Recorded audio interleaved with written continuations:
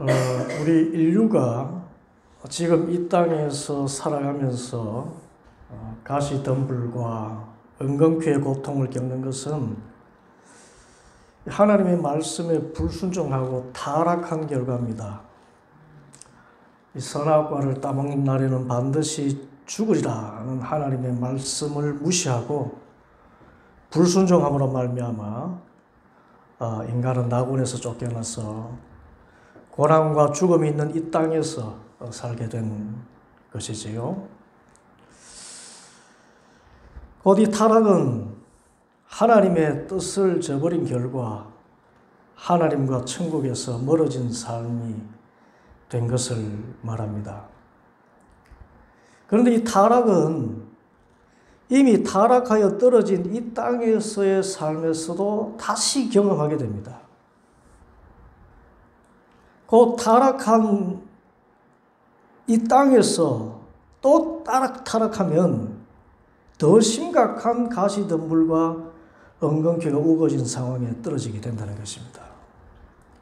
그러므로 우리가 신앙생활을 하면서 늘 염두에 둘 것은 하나님의 뜻입니다.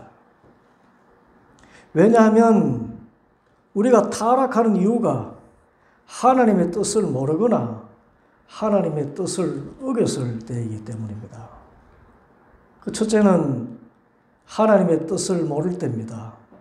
여러분, 하나님의 뜻이 무엇입니까? 하나님의 뜻은 궁극적인 하나님의 계획과 관계에 있습니다. 이 궁극적인 하나님의 계획은 모든 사람을 구원하시는 것입니다. 디모데전서 2장 4절, 하나님께서는 모든 사람이 다 구원을 얻고 진리를 알게 되기를 원하신다 말씀했습니다. 그래서 이 구원의 궁극적인 뜻 안에서 우리가 구원에 합당한 삶을 사는 것이 하나님의 뜻이고, 또 구원에서 멀어지는 것을 하지 않는 것이 하나님의 뜻입니다.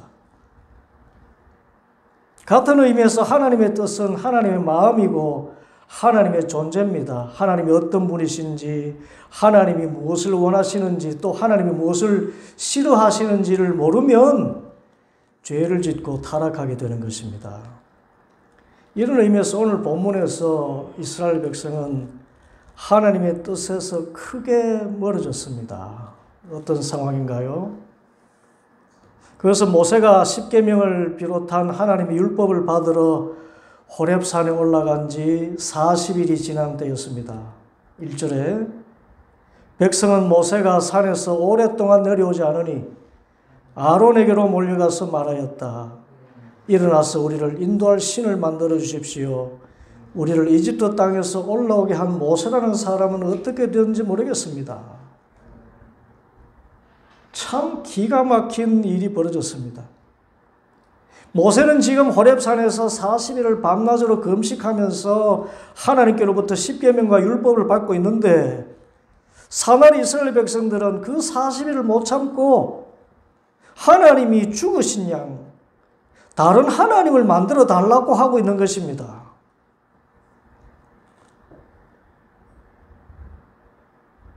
이집트에서 430년 동안 신앙을 개성한 이스라엘 백성입니다. 그런데 그 430년 동안 신앙을 개성했다고 하는데 하나님에 대해서 몰라도 너무 모르고 있습니다. 하나님은 있다가도 없고 없으면 만들 수 있다고 생각한 겁니다. 더욱이 하나님을 중재하던 모세를 하나님처럼 생각할 정도로 하나님의 존재를 눈에 보이는 어떤 것에 두는 그런 무지한 신앙이었던 것입니다. 어떻게 합니까? 1절 다시 보면 우리를 이집트 땅에서 올라오게 한 모세라는 사람은 어떻게 되었는지 모르겠습니다. 한 대목입니다. 하나님은 모세에게 십계명을 주시면서 나는 너희를 이집트 땅 종살이 하던 집에서 인도하여 낸 주 너희의 하나님이라고 분명히 천명하셨습니다. 그리고 실제로 이집트에 10가지 재앙을 내리시면서 이집트인들이 섬기던 우상들을 다 깨부시고 자칭 태양신이라는 바로의 아들까지 사망의 권세에 무너지게 하시고 또 홍해를 마른 땅까지 건너게 하신 전능하신 창조주 하나님이심을 보여주셨습니다. 그럼에도 불구하고 하나님은 보이지 않기에 믿지 못하고 눈에 보이던 모세가 자신들을 이집트 땅에서 이끌어내었다고 말한 것입니다. 그 정도로 보이지 않는 하나님을 보는 듯이 믿는 신앙에는 미치지 못한 어린 신앙이고 하나님의 종인 모세라는 사람을 통해서 하나님의 능력이 나타나니까 그를 하나님처럼 섬긴 무지한 신앙입니다. 이런 영적인 무지는 너무나 쉽게 사탄의 먹잇감이 됩니다. 곧 보이지 않는 하나님을 보이는 형상으로 만들어 대체하고 섬기는 우상 숭배로 이어진 것입니다. 참 어이없는 것이 하나님을 만들어 달라고 합니다. 1절 다시 보면 백성이 아론에게 몰려가서 말하였다. 일어나서 우리를 인도할 신을 만들어 주십시오.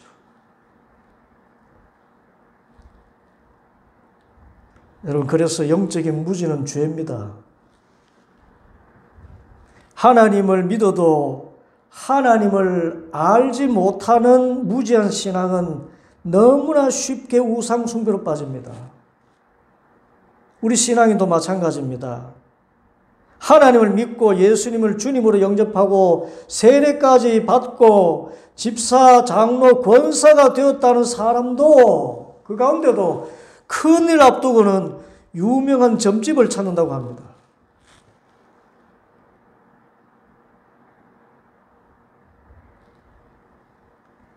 연초에 사주팔자 보는 것은 하나의 재미있는 놀이 같은 것이 되었습니다.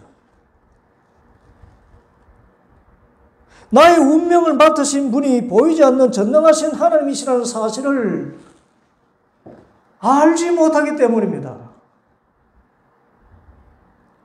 혹 교회를 다니고 하나님을 믿는다 하면서도 보이지 않는 하나님을 믿지 않고 그 말씀 전하는 그 아주 그 목사님 훌륭한 그 매너, 준수한 그 설교, 그것을 전하는 목사님을 보고 신앙한 생활을 한 결과일 수도 있습니다. 이처럼 영적으로 무지하면 하나님에게서 멀어지고 하나님의 뜻인 구원에서 멀어집니다. 그래서 호세아 선지자는 영적으로 무지한 이스라엘 백성에게 강력하게 권고했습니다. 호세아 6장 3절 우리가 주님을 알자에서 주님을 알자. 새벽마다 여명이 오듯이 주님께서도 그처럼 어김없이 오시고 해마다 쏟아지는 가을비처럼 오시고 땅을 적시는 봄비처럼 오신다. 하나님을 우리가 좀 알자. 제발 하나님 좀 알자 그랬습니다. 그러므로 우리가 타락하지 않으려면 하나님을 알아야 됩니다. 430년 신앙 개성을 했으면 뭐합니까? 하나님을 중재하던 사람이 사라진 지 40일 만에 하나님을 죽었다고 생각하는 신앙이 어떻게 바른 신앙이 될 수 있습니까? 더구나 하나님을 눈에 보이는 어떤 형상으로 만들 수 있다고 생각하는 정도라면 그 신앙은 신앙이 아니라 미신이고 불신앙이고 우상숭배의 죄와 악이 아닙니까? 그래서 예수 오래 믿었다고 자랑할 거 아닙니다.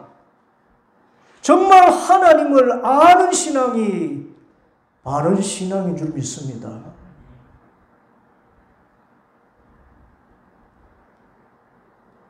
그러므로 우리는 힘써 하나님을 알도록 그 하나님이 어떤 분이시고 어떤 능력으로 역사하신지를 알도록 말씀과 기도에 전력해야 합니다. 귀로만 듣던 그런 신앙이 아니라 말씀을 눈으로 보고 읽어야 합니다. 그래서 살아계신 말씀이신 하나님을 만나야 됩니다. 하나님이 이런 분이구나 그걸 인격적으로 알아야 됩니다. 기도하면서 하나님의 음성을 들을 수 있어야 됩니다. 그래야 보이지 않는 하나님을 영원하신 창조주 하나님이신 줄 알고 믿고 이 땅에서 하나님의 나라를 누리며 살 수 있습니다. 타락하지 않습니다. 정말 하나님 알아야 돼요.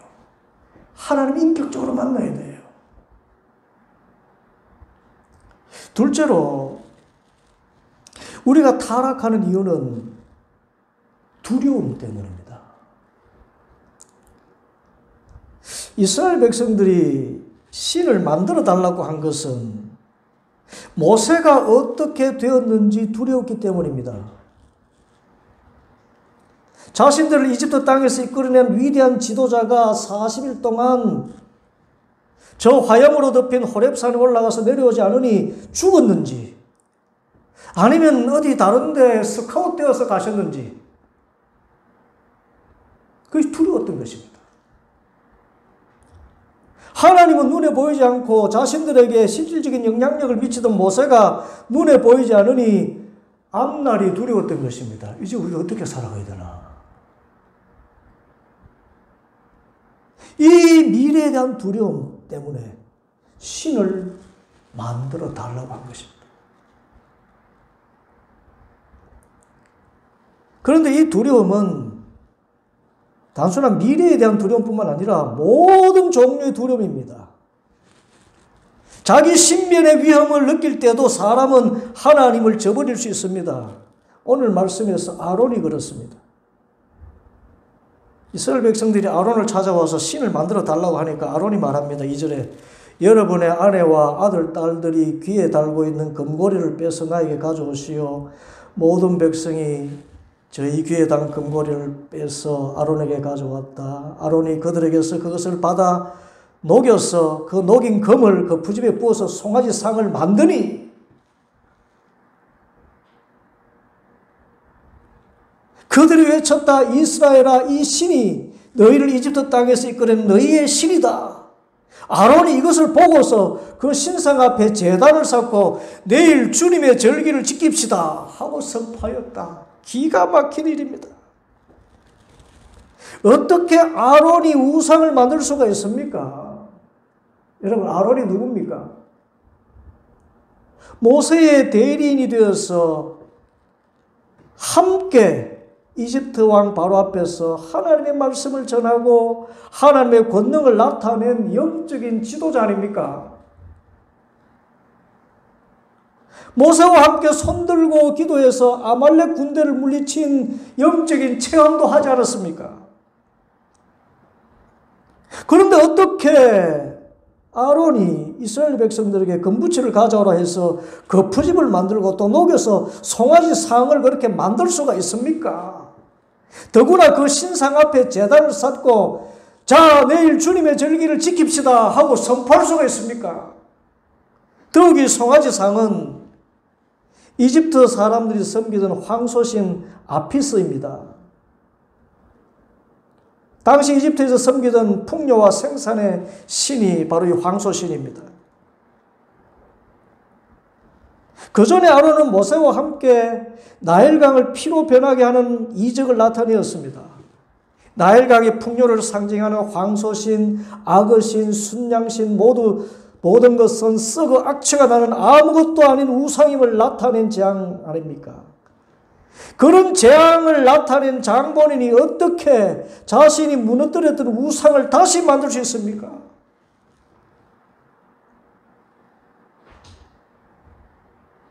대단히 역설적이게도 두려움 앞에서는 어떤 영적인 장사도 없다는 것을 말해줍니다. 5절에 아론은 이것을 보고서 그 신상 앞에서 제단을 쌓았다 했습니다. 그런데 이것을 보고서라고 할 때 그 본다는 말이 원어로 두려워서 라는 뜻입니다.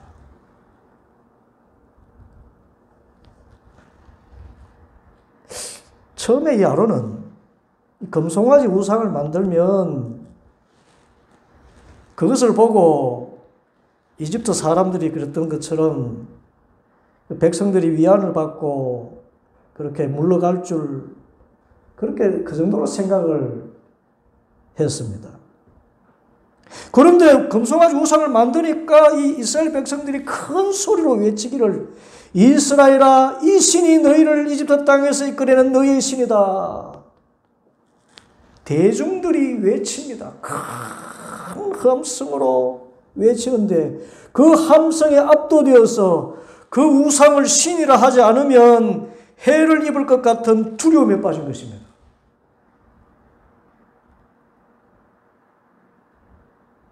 진리가 하나님 말씀이 아니라 진리가 대중의 함성인 것입니다. 다수의 힘에 위축된 두려움입니다. 모세와 어깨를 나란히 했던 영적인 거장 같은 사람도 신변의 위협감을 느끼니까 하나님을 부인한 것입니다. 그리고 나아가서 그 신상 앞에 제단을 쌓고 내일 주님의 절기를 지킵시다 라고 선포합니다. 송아지 우상을 주님이라고 선포한 것입니다. 그런데 더 가관인 것은 다음날 이스라엘 백성이 일찍 일어나서 그 우상에게 번제를 올리고 화목제를 드립니다. 그런 다음에 그 우상이 하나님인 양 그 앞에서 앉아서 먹고 마시다가 일어나서 흥청거리며 뛰어놀았다고 했습니다. 그런데 여기서 뛰어놀았다는 말은 원어로 성적인 환락을 말합니다. 여러분, 성적인 환란이 제사와 무슨 상관이 있습니까? 그것은 이방인이 우상을 섬길 때 행하는 엄난 행위입니다. 그 이방인이 우상을 섬길 때 행하던 엄난 행위를 똑같이 하고 있는 것입니다. 이런 배교가 어디 있습니까? 어떻게 영적 지도자 아론이 이럴 수 있습니까? 그런데요, 이건 현실입니다. 모든 배교는 두려움이 있습니다. 그래서 죽음의 두려움을 이기고 믿음을 지킨 사람을 순교자라고 하지 않습니까? 그만큼 두려움을 이기는 사람이 적다는 것입니다. 그러므로 우리는 내 삶의 두려움의 문제를 잘 처리해야 합니다. 그래야 타락하지 않습니다. 그래야 세상 의지하지 않습니다. 우상 숭배에 빠지지 않습니다. 두렵다고 하나님을 떠나서 우상을 붙잡는 것이 아니라 우리는 두려움이 오면 오히려 하나님께서 이 두려움을 물리치시고 새로운 삶의 기회를 주실 줄 믿습니다 하면서 하나님께 더 나아가야 됩니다.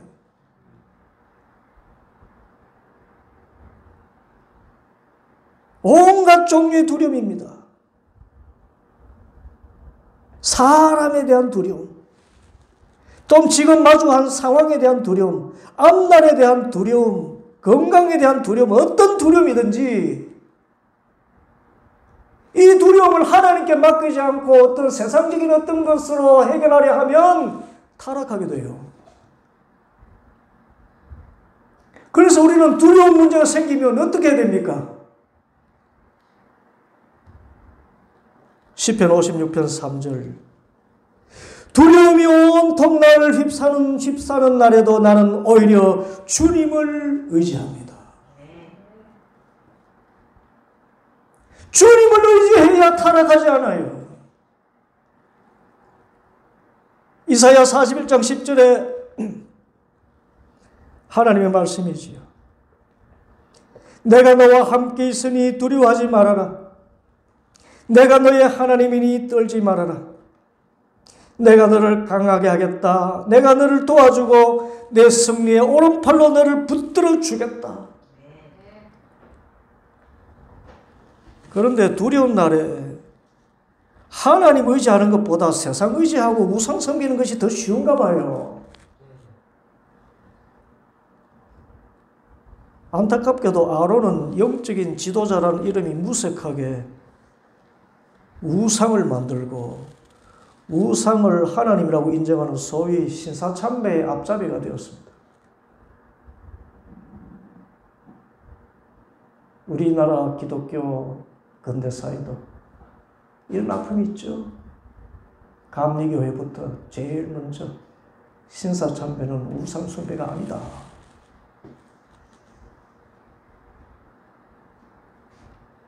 두려운 것입니다.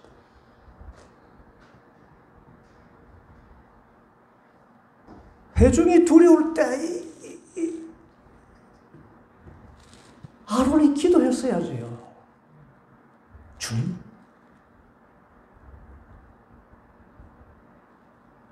이집트 땅의 그 왕 바로의 권세를 꺾으신 주님, 지금 백성들이 하나님이 없다고 아우성천이 때 하나님이 살아계신 것을 나타내 주시옵소서 기도해야 될 거 아닙니까? 하나님을 의지하지 않으니 사람 두려워가지고 하나님을 부인하고 세상에 어떻게 영적인 지도자가 우상을 만들어가지고 그것을 하나님이라고 선포할 수 있습니까? 그러므로 우리 모두는 타락하지 않기 위해서 정말 사람도 두려워하지 않고 상황도 두려워하지 않고 미래도 두려워하지 않고 오직 하나님만 의지하는 믿음으로 세상을 이길 수 있게 되기를 바랍니다. 이제 아론과 이스라엘이 타락하니까 하나님께서 진노하셨습니다. 지금 호렙산에서는 모세에게 10계명의 제1계명, 2계명으로 주신 말씀을 정면으로 어긴 이스라엘 백성들입니다. 그래서 진노의 말씀을 선포하십니다. 7절에 주님께서 모세에게 말씀하셨다. 어서 내려가 보아라. 네가 이집트 땅에서 이끌어내는 너의 백성이 타락하였다. 말씀 보시면 이스라엘 백성을 내 백성이라 하지 않고 너의 백성이다. 그렇게 말씀하십니다. 모세 너의 백성이다라고 이야기합니다. 그런 의미를 넘어서서 더 이상 내 백성, 하나님의 백성이 아니라는 말씀입니다. 타락하니까. 그리고 또 말씀하십니다. 9절에 나는 이 백성을 살펴보았다. 이 얼마나 고집이 센 백성이냐. 여기서 고집이 세다는 말은 소나 나귀나 나귀가 주인의 말을 듣지 않고 제 하고 싶은 대로 하는 것을 말합니다. 목이 곧다고 이야기하죠. 그래서 10절에 이제 너는 나를 말리지 말아라. 내가 노하였다. 내가 그들을 쳐서 완전히 없애버리겠다. 그러나 너는 모세지요. 너 모세는 내가 큰 민족으로 만들어주겠다. 여러분 이 짧은 순간에요. 모세에게 지금 엄청난 말씀을 하고 계신 겁니다.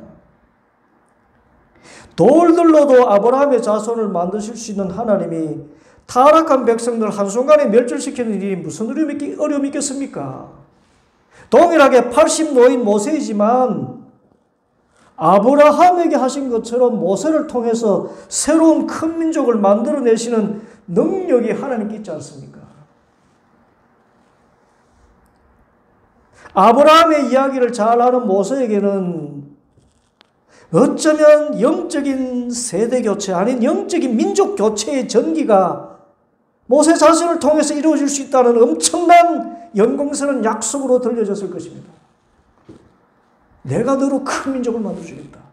아브라함에게 했던 그 약속을 모세에게 영적인 민족교체.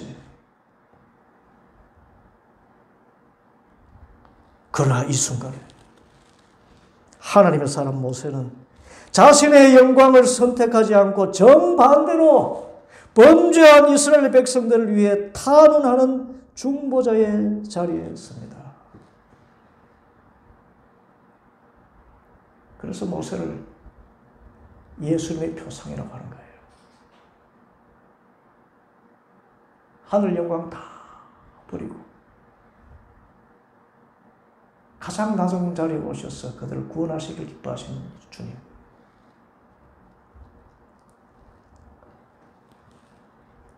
이제 중보자의 자리에 서서 모세가 하나님께 애원합니다. 간절한 기도를 드립니다. 제발 주님, 진노를 거두시고 뜻을 돌이키시어 주님의 백성에게서 이 재앙을 거두어 주십시오. 그런데 14절 모세가 이렇게 간구하니 주님께서는 뜻을 돌이키시고 주님의 백성에게 내리시겠다는 재앙을 거두셨다.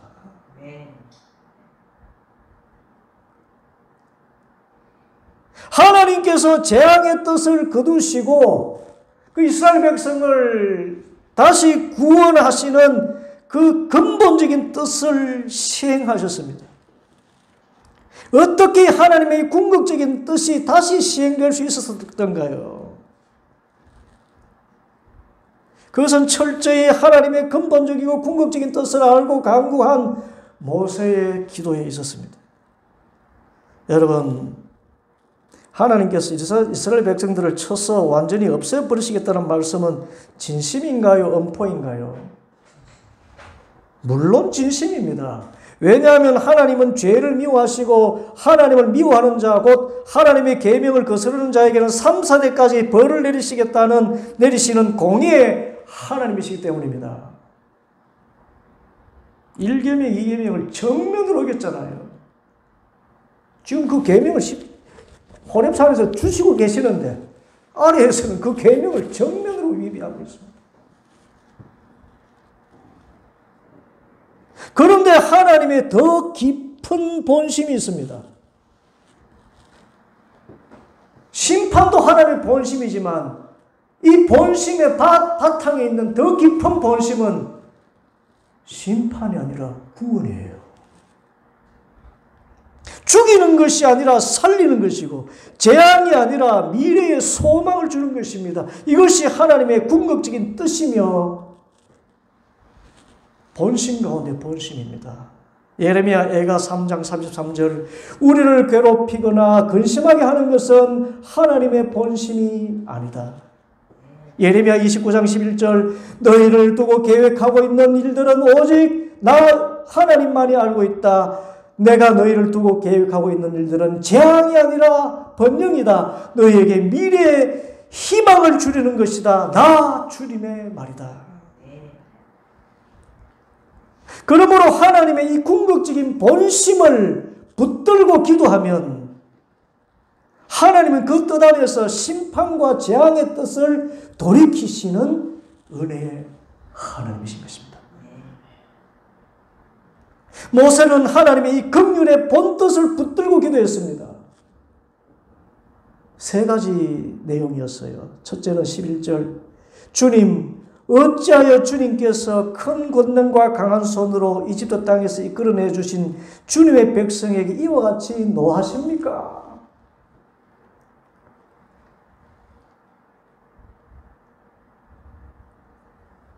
이 하나님께서는 이 범죄한 이스라엘 백성을 내 백성이라 하지 않고 너의 백성 그렇게 말씀했지요. 그런데 모세는 하나님의 본심을 붙들고 주님의 백성이라고 다시 한번 아뢰입니다. 주님께서 어떻게 주님의 그 백성에게 이와 같이 노하십니까? 이것은 하나님의 후회 없으신 사역에 대한 말씀입니다. 하나님은 한번 택하신 백성을 버리지 않으시는 긍휼의 하나님이심을 다시 한번 아는 것입니다. 사도 바울이 고백했지요. 로마서 11장 29절 하나님께서 주시는 고마운 선물과 부르심은 철회되지 않습니다. 하나님께서 진노하고 계시지만 하나님께서 택한 백성을 버리지 않으시는 긍휼의 하나님 아니십니까? 그렇게 기도하고 있는 것입니다. 둘째는 12절 어찌하여 이집트 사람이 그들의 주가 자기 백성에게 재앙을 내리려고 그들을 이끌어내어 산에서 죽게 하고 땅에서 완전히 없애버렸구나 하고 말하게 하려 하십니까?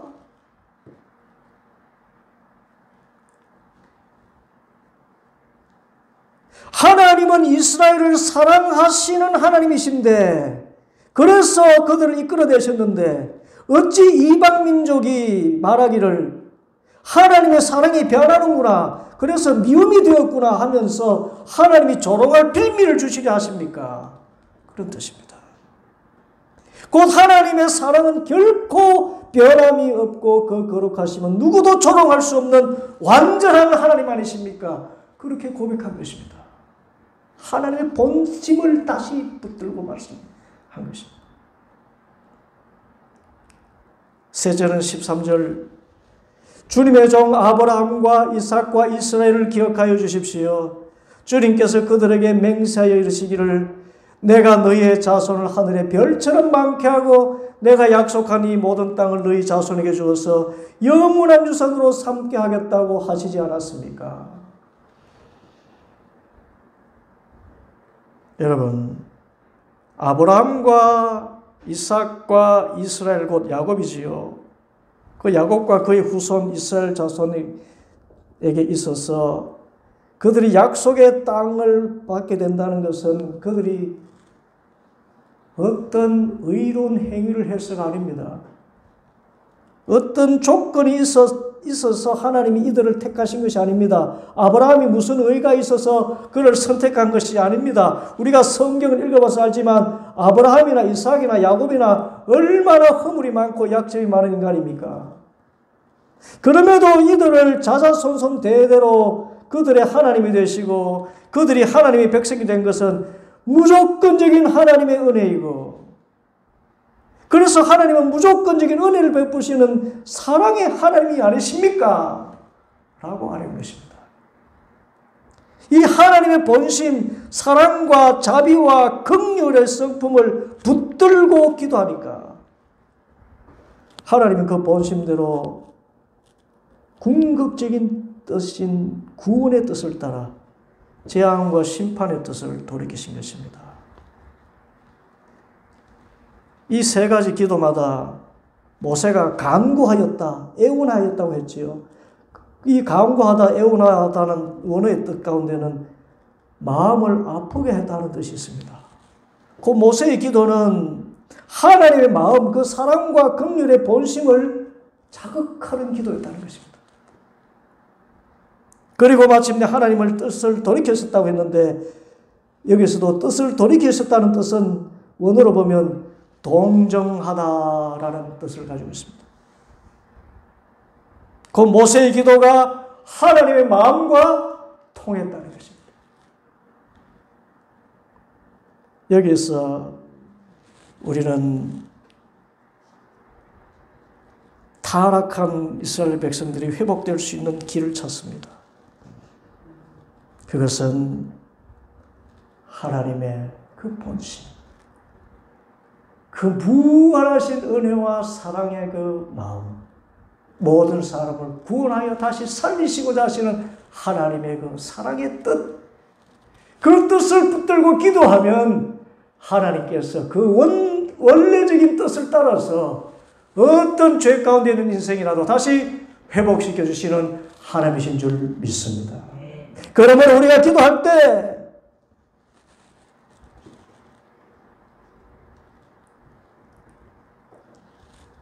정말 죄를 짓고 타락해서 하나님의 진노를 쌓았다 해도 그럼에도 불구하고 나를 사랑하신 하나님의 성품을 붙들고 기도하는 것입니다. 하나님은 우리의 눈물에 너무나 약하셔요. 칼을 갈아놓고 내리치려는 순간에도 주님 잘못했습니다, 불쌍히 여겨주세요, 주님 저 사랑하지 않습니까? 기도하면 그렇지, 내가 널 사랑하지. 그 사랑으로 그 칼을 내려놓으시고 다시 품에 안아주시는 하나님이십니다. 사랑이 무한하시고 은혜와 자비가 한량없으신 하나님이십니다. 시편 30편 5절 주님의 진노는 잠깐이요 그의 은총은 영원하니 밤새도록 눈물을 흘려도 새벽이 오면 기쁨이 넘치리라. 이 사랑 때문에 우리가 살아요. 그러므로 내가 죄를 지어서 하나님으로부터 멀어졌고 하나님의 진노 아래 있다고 생각되면 그럼에도 불구하고 그럴수록 더욱 하나님의 본성을 붙들고 그 사랑과 긍휼을 붙들고 기도하시기를 바랍니다. 그러면 하나님께서 내리시겠다던 재앙을 거두시고 다시금 하나님의 백성으로 삼아주시는 그 은혜를 내려주시는 것입니다. 이 모든 일 이전에 우리가 타락해서는 안 되겠습니다. 우리를 타락하게 만드는 것, 하나님을 알지 못하기 때문에 타락하는데 정말 살아계신 하나님을 인격적으로 만날 수 있는 성도들 되기를 바랍니다. 하나님을 아셔야 돼요. 보이지 않는 하나님을 보는 듯이 믿을 수 있는 여러분 되길 바랍니다. 그래야 타락하지 않습니다. 또 두려움이 올 때 이 삶의 두려움을 해결할 길은 오히려 하나님밖에 없습니다 라고 하나님께 매어달릴 수 있게 되길 바랍니다. 그러면 타락하지 않아요. 자꾸 세상에 기웃기웃거리니까 하나님과 더 멀어지게 되는 것입니다.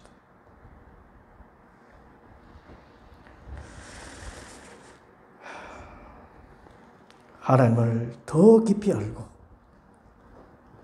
두려움이 있을 때 오히려 하나님께서 이 두려움을 물리쳐 주시고 내 문제를 해결해 주시는 확신을 가지고 기도해서 결코 타락하지 않고 언제나 하나님 곁에서 하나님과 동행하며 하나님 나라를 살아가는 모든 성도들 되기를 간절히 바랍니다. 기도하겠습니다.